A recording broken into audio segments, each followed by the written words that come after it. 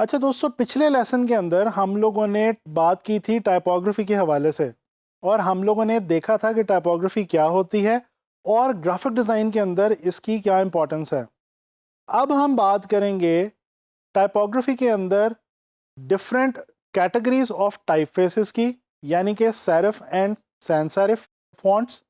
इसके अलावा हम डिस्कस करेंगे टाइपफेस और फॉन्ट के अंदर क्या डिफरेंस है इस चीज़ को, और हम ये भी जानने की कोशिश करेंगे कि अपने रेलेवेंट टॉपिक के लिए हमें बेहतरीन फॉन्ट किस तरह से सिलेक्ट करना चाहिए। दोस्तों, हम लोग डेली लाइफ के अंदर बहुत ज़्यादा फॉन्ट्स और बहुत ज़्यादा टाइपफेसेस रोज़ाना देखते हैं। आप लोग जब न्यूज़पेपर उठाते हैं या टेलीविज़न देखते हैं, बाहर सड़क पे निकल जाएं तो होर्डिंग्स के ऊपर फॉन्ट है, आप वेबसाइट कोई देख रहे हों तो उसके अंदर भी टाइपफेसेस में टेक्स्ट है, और इसी तरह से अगर आप अपने स्मार्टफोन्स को यूज़ कर रहे हों तो भी आप बेसिकली टेक्स्ट जो है वो टाइपफेसेस या फॉन्ट्स की सूरत में ही देख रहे होते हैं। अब यहाँ पे ये जानना ज़रूरी है कि टाइपफेस और फॉन्ट में क्या फ़र्क है। दोस्तों, ये जो टाइपफेस और फॉन्ट वाली कहानी है, ये कुछ यूं है कि आम तौर पे इन दोनों टर्मिनोलॉजीज़ को बहुत ज़्यादा कंफ्यूज किया जाता है। वैसे तो कहने को ये दोनों एक ही चीज़ हैं, लेकिन इनमें थोड़ा सा फ़र्क ज़रूर है। तो आइए जानने की कोशिश करते हैं कि टाइपफेस और फॉन्ट के अंदर क्या डिफरेंस है बेसिकली। दोस्तों, टाइपफेस और फॉन्ट के हवाले से अगर बात की जाए तो टाइपफेस एक फैमिली है और फॉन्ट उसका फैमिली मेंबर है। इस चीज़ को बहुत आसानी के साथ आपको समझाने के लिए मैं आपकी मुलाकात करवा रहा हूँ हेल्वेटिका फैमिली से। जी हाँ, अभी हम मिलने लगे हैं हेल्वेटिका फैमिली से। दोस्तों, हेल्वेटिका फैमिली के अंदर हमारे पास 4 फैमिली मेंबर्स हैं। सबसे पहला जो फैमिली मेंबर है ये हैं मिसेस हेल्वेटिका रेगुलर। इनके बाद हमारे पास आते हैं मिस्टर हेल्वेटिका बोल्ड, और इसी तरह से हमारे पास इनके 2 बेबीज भी हैं। जी हाँ, नंबर 1 हमारे पास आते हैं हेल्वेटिका लाइट, और इसके बाद हमारे पास आते हैं हेल्वेटिका ऑब्लीक। तो दोस्तों, ये जो चारों कैरेक्टर्स हैं ये आपस में मिलके हेल्वेटिका फैमिली को फॉर्म करते हैं, यानी इनसे जुड़ के हेल्वेटिका फैमिली बनती है। अच्छा, अब इसी तरह से अगर देखा जाए तो हेल्वेटिका जो है ये एक टाइपफेस है, जबकि अगर हम बात करें 20 या 24 या 12 साइज के हेल्वेटिका बोल्ड की, तो वो एक फॉन्ट कहलाएगा। तो उम्मीद करता हूं अब आप लोगों को फर्क समझ में आ गया होगा कि टाइपफेस और फॉन्ट में क्या डिफरेंस है। Typeface is the family and font is its family member. अच्छा, अब हम बात करते हैं जनाबी अली serif and sans serif fonts के हवाले से। दोस्तों, टाइपोग्राफी के अंदर जब हम टाइपफेसेस या फॉन्ट्स की बात करते हैं तो इन टाइपफेसेस को बेसिकली 2 मेन कैटेगरीज के अंदर डिवाइड किया गया है। सबसे पहले हमारे पास हैं सेरिफ फॉन्ट्स, और उसके बाद हमारे पास आते हैं सैंस सेरिफ फॉन्ट्स। तो देखते हैं कि ये सेरिफ और सैंस सेरिफ फॉन्ट्स हैं क्या। दोस्तों, सेरिफ जो वर्ड है ये एक डच लैंग्वेज का वर्ड है और इसका मतलब है लाइन।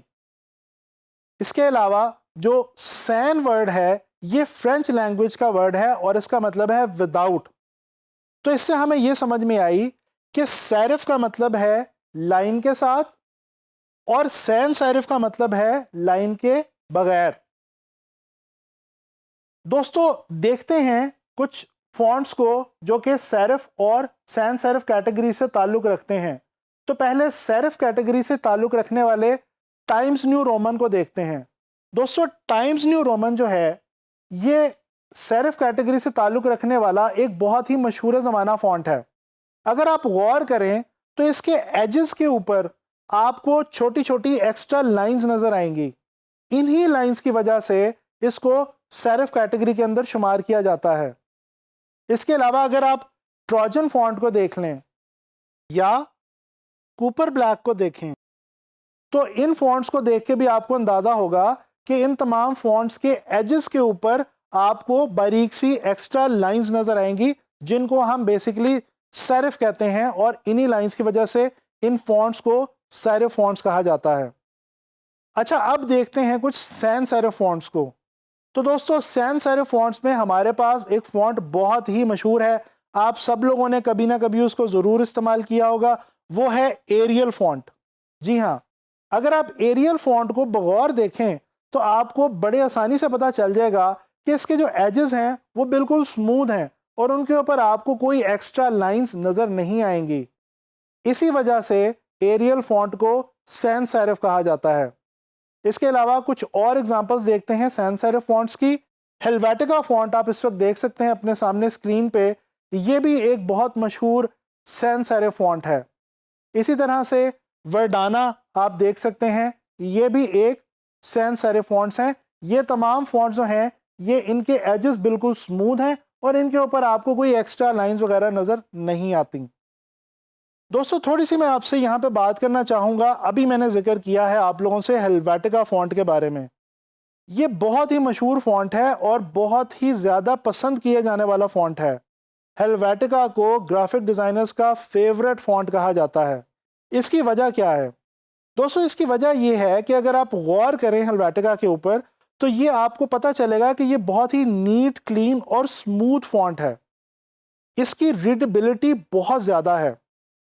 दोस्तों जब हम अपने डिज़ाइन के लिए किसी फॉन्ट को सिलेक्ट करते हैं, टाइपफेस को सिलेक्ट करते हैं, तो हमने जो सबसे ज़्यादा ख्याल रखना होता है वो रखना होता है रीडेबिलिटी का। जी हाँ, फॉन्ट अगर पढ़ा ना जाए तो उसका मकसद बिल्कुल फौत हो जाता है। लिहाजा हमें कोशिश ये करनी चाहिए कि हम वो टाइपफेस यूज़ करें अपने डिज़ाइंस में जो कि ईजिली रीडेबल हो और उसको आसानी से देखा और समझा जा सके।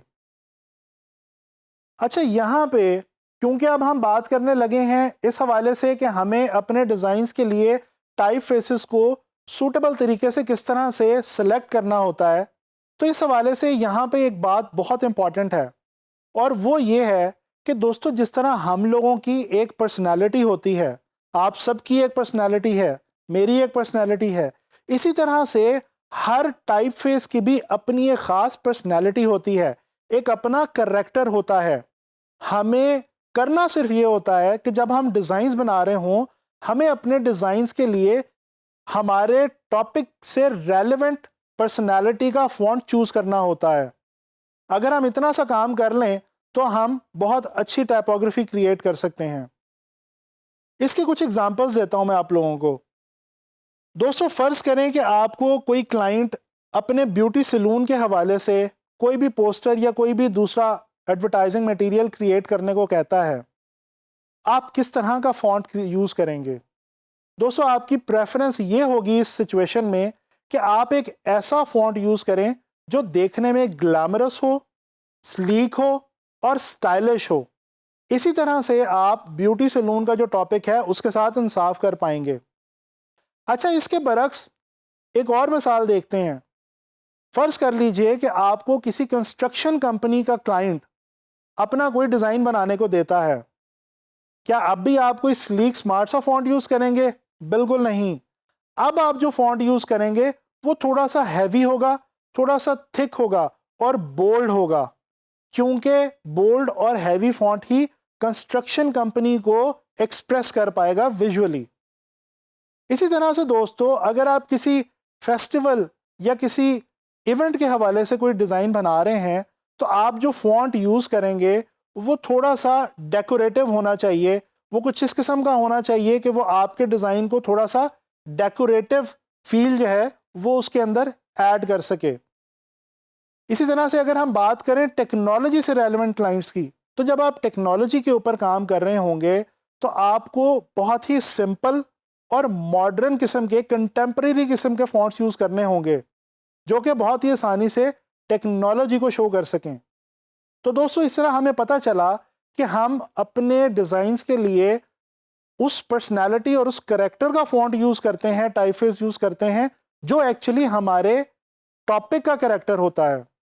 अब दोस्तों आप लोगों ने करना ये है कि आप लोग गूगल पे जाइए, डिफरेंट टॉपिक सर्च कीजिए और उन टॉपिक्स के हवाले से डिफरेंट रेलेवेंट ऐसे फॉन्ट सर्च कीजिए जिनकी पर्सनालिटी उन टॉपिक्स की पर्सनालिटी से मैच करती हो।